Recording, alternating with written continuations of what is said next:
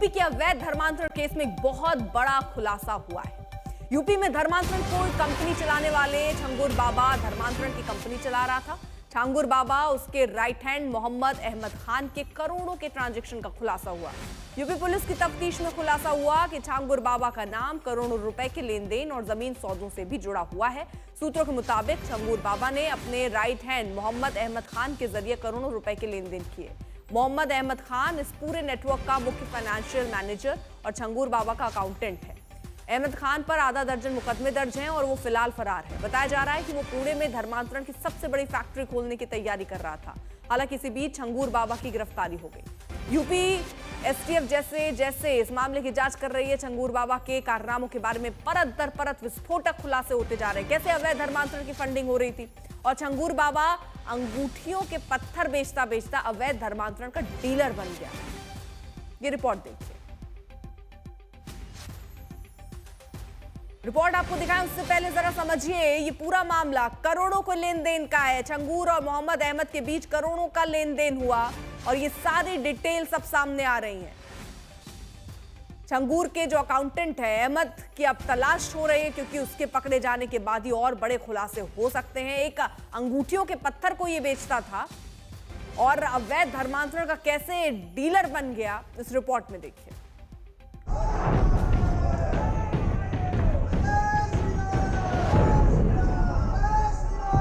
धर्मांतरण का ऐसा जाल जिसके तार यूपी के कई जिलों के साथ सीमा पार तक जुड़े हैं, जिसमें लव जिहाद वाला एंगर है,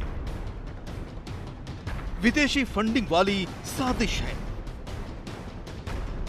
लोगों को बहला फुसलाकर धर्म के नाम पर धोखे की प्लानिंग है और इसका सूत्रधार और मुख्य किरदार है जमालुद्दीन उर्फ छंगूर बाबा, जो अब यूपी एसटीएफ की गिरफ्त में आ चुका है। गिरफ्तारी के बाद उसके नेटवर्क को लेकर जो खुलासा हो रहा है वो बेहद चौंकाने वाला है। छंगूर बाबा पर लड़कियों को बहलाकर धर्मांतरण कराने का आरोप है।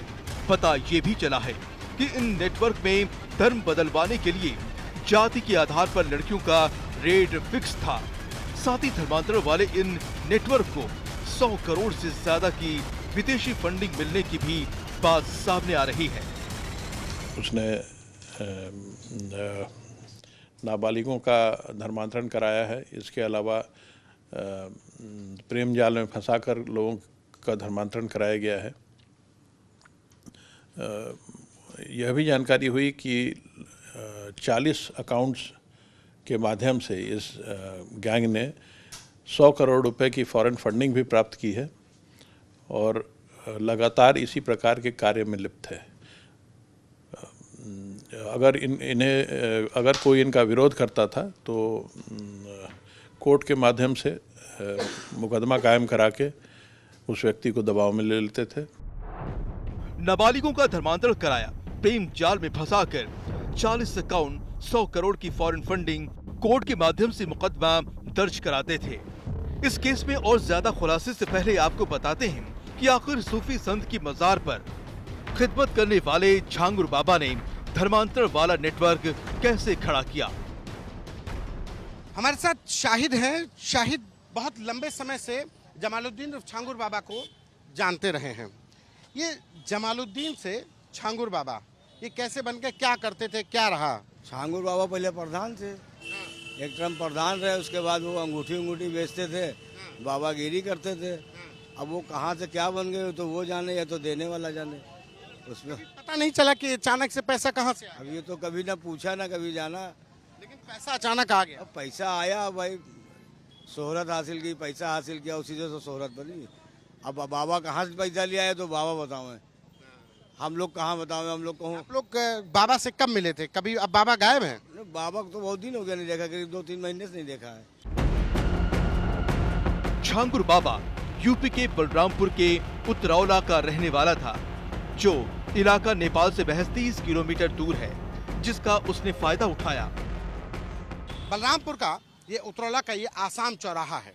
इस चौराहे का नाम आसाम इसलिए पड़ा क्योंकि इस चौराहे से एक सड़क सीधे आपको आसाम ले जाएगी और यहाँ से महज 30 किलोमीटर पर इंडो नेपाल बॉर्डर है। ऐसे में बलरामपुर के उतरौला इलाके में चलाया जा रहा अवैध धर्मांतरण का ये रैकेट अपने आप में बेहद संवेदनशील हो जाता है और शायद यही वजह है कि एक बड़े पैमाने पर सालों से विदेशी फंडिंग हो रही थी। सूफी संत की बाजार पर लोग अपनी मुरादें और परेशानियां लेकर आते थे और यहीं से झांगुर बाबा ने लोगों को ठगने और उन्हें धर्मांतरण वाले जाल में फंसाने का खेल शुरू किया। ये वो दरगाह है, वो सूफी संत हैं, उनकी दरगाह है और ये दरगाह झांगुर बाबा और जमालुद्दीन के घर के मुश्किल से 100 मीटर की दूरी पर है।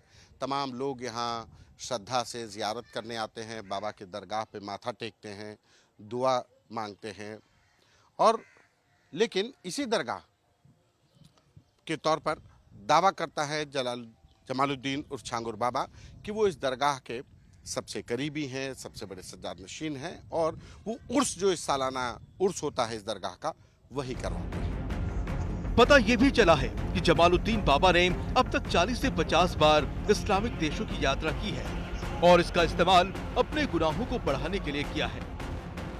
मुंबई जाने के बाद पता ये चला कि इनके कोई जायरीन वगैरह थे, इनको मानने वाले, वो इनको यहाँ से फिर मुंबई से सऊदी ले गए। कुछ दिन ये सऊदी में थे।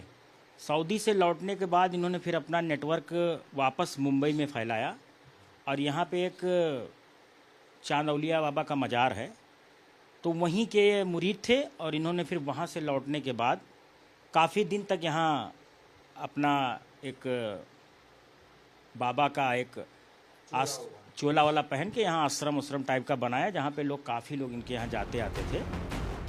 झांगुर बाबा के नेटवर्क की पहुंच पूरे भारत में थी। इसका जाल कई सूबों तक था।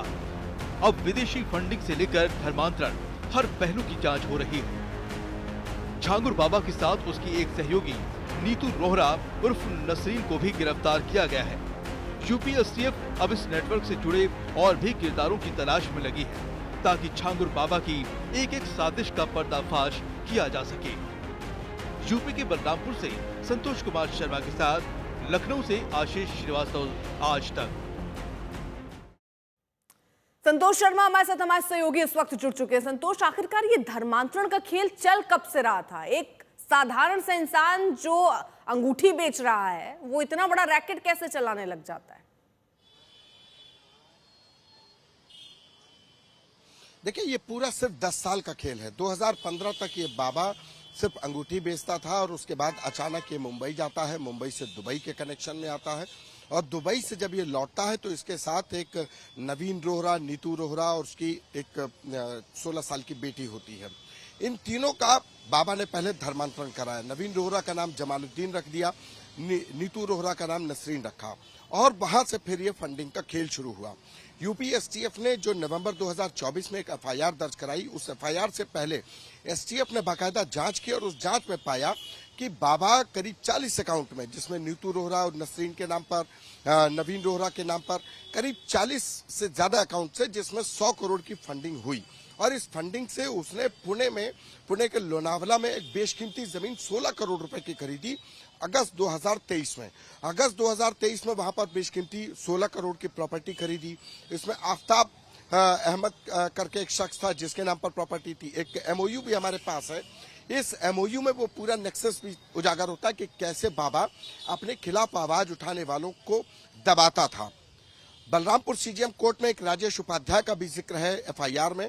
क्लर्क है वो, उनकी मिली भगत से अगर कोई बाबा के खिलाफ आवाज उठाता तो उसके खिलाफ कोर्ट में एक एप्लीकेशन डाली जाती है और फिर एक 156(3) के तहत यह आदेश दे दिया जाता है, उसकी एफआईआर का केस दर्ज कर लिया जाता है और इस तरीके से प्रताड़ना का दौर शुरू होता है।